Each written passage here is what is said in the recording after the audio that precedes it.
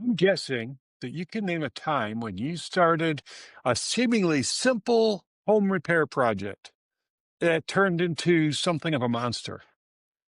For me, it happened in the kitchen at our old house. I was going to make my wife blessed with some new countertops, and it was a job that I'd done before. I knew how to do it. I'd done it more than a few times.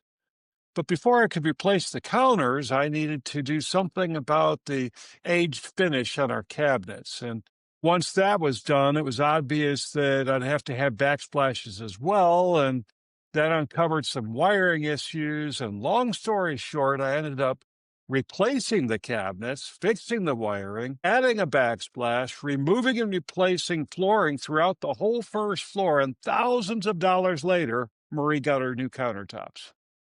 It wasn't that the countertops didn't need replacing, it was that in trying to replace them, I uncovered dozens of other problems, and I had a choice to make. I could either address those problems or I could cover over them and leave a much bigger problem for later.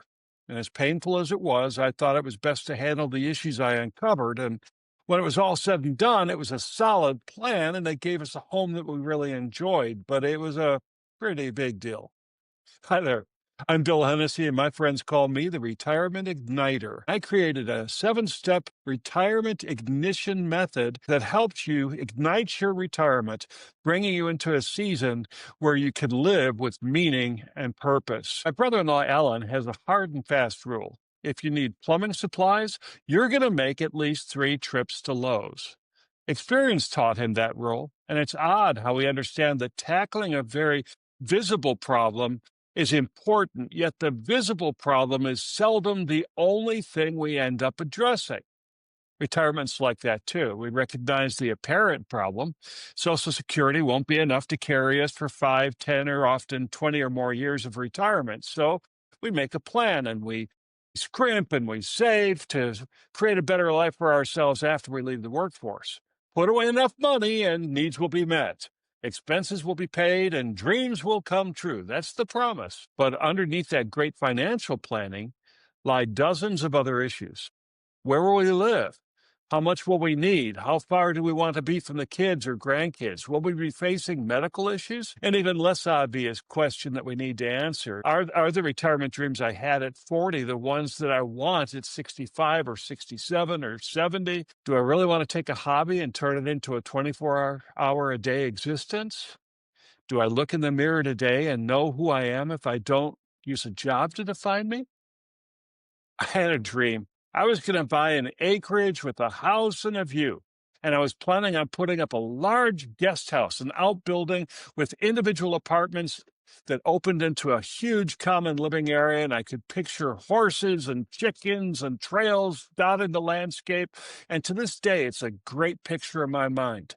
My goal was to have a space for the kids and grandkids to visit and welcome those who were pastors and missionaries to break away from their high pressure routines and just breathe again. Unfortunately, I couldn't pull it off. I battle with arthritis and I have more artificial joints than the $6 million man. So many, in fact, that my wife threatens to call a recycling center instead of a funeral director when I die. My dream was set when I was 30, and it was really a great thing. But the reality is, I'm not 30 now. And so I live in a very comfortable home and use someone to care for my 1/3 acre. And it worked for me. It's not exactly what I dreamed of back when I was 30, but I had to give myself permission to recreate my retirement dream. And I have. I still to or get to work with pastors and missionaries. I can refer them to a place that does exactly what my dream spread would have done. And I get to help older people now uncover their meaning and purpose in retirement. My guess is that if you were to take an honest look at your retirement dream, some aspects of what you dreamed of when you were 30 might not be as realistic as you once thought. If not, I invite you to spend a little time rethinking, remodeling, and rebooting your retirement dreams. When you know what your dreams look like now, you'll be able to remodel your reality to match. The cool thing is that while you're planning all those things that are beneath your original idea, God can show you how to make your dreams come true.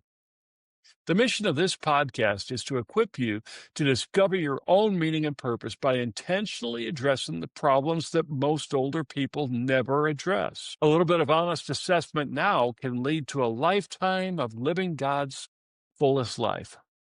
You might be wondering why I took on this challenge. Well, honestly, I was getting older and it scared me a little. So I started watching people who were around me that were closer to retirement than I was and tried to figure out what separated those who thrived from those who just faded away. And what I saw broke my heart. The retirement conversations were always centered around the same three things: money, money, and money. How much money do you need?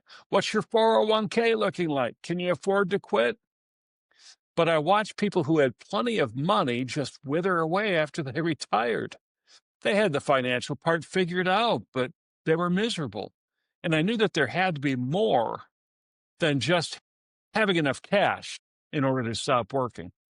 These people needed a reason to wake up in the morning, but everywhere I looked, financial planners, retirement guides, even well-meaning friends, everyone acted like retirement was just about checking out of life. I tried one-on-one coaching, and I could only reach a handful of people, and I wrote a Facebook post here and there, and I even wrote a whole book on the topic, but quite frankly, I couldn't get the message out widely enough. And then it struck me like a lightning bolt. What if the observations I was making, the difference between people who lived with intention and those who just checked out, what if this could help thousands of people like you who are going through the same life transition I was facing? And that's how the podcast was born.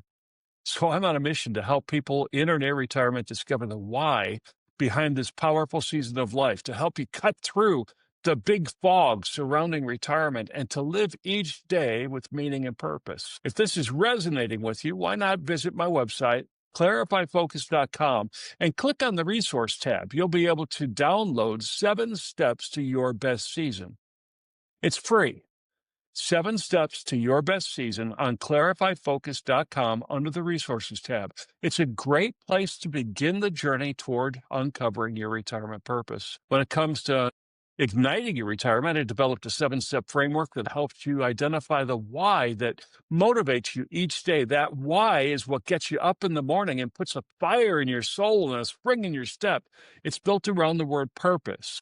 Last week, I talked about the P, purpose, pause, and reflect. It's the first one. And this week, I want to talk about you, uncover. You can think of this step as that remodeling project. For me, it was the kitchen countertops. You see an obvious issue that needs caring for: retirement income. But just beneath that lies the why of doing that planning. What is your life going to count for after you leave the workforce? Once we get down to the things below the surface, we discover that our identities are often defined by what we did more than who we are.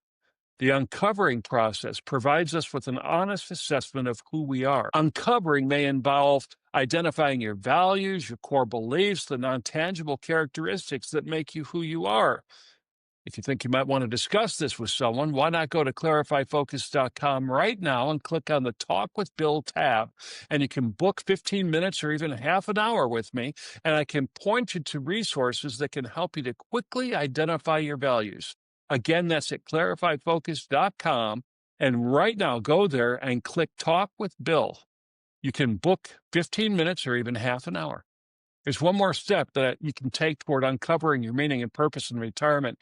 I've just created a new community for people just like you in this season of life. It's on school.com. That's spelled SKOOL. Don't ask me why, but it's spelled SKOOL.com, and search for Purposeful Retirement. It's a free community I've created, and it's dedicated to helping others in our season of life live with joy, meaning, and purpose.